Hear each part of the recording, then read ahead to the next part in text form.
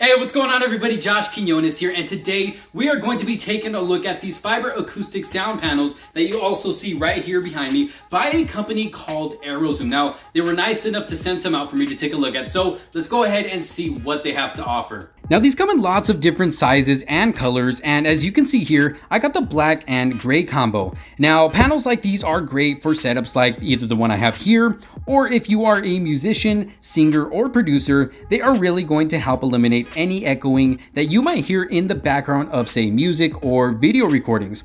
And this whole voiceover that you are hearing right now was actually recorded in front of these sound panels, so you can kind of get an idea of how much cleaner they make everything sound and how much background echoing they actually block out when recording. Now, do keep in mind, this whole voiceover was actually recorded using my smartphone. Now, these are especially cool for studio setups because of how many style choices there are to choose from, and there are a lot. And not only that, but one cool thing about these is that they are fire retardant. So they are basically fireproof. So good luck trying to catch these on fire as I am here. Now, setup is as easy as putting some stickies on the back of the panels and then sticking them right on whatever surface you choose to have them on in any order you want. You can be as creative as you want so that it fits your style, and then you'll have some great soundproofing that looks great. But so far, they are working out great for me. I really like the way they look and can't wait to try out new different styles that Arrowzoom has available. And if you find yourself interested in some sound panels like these,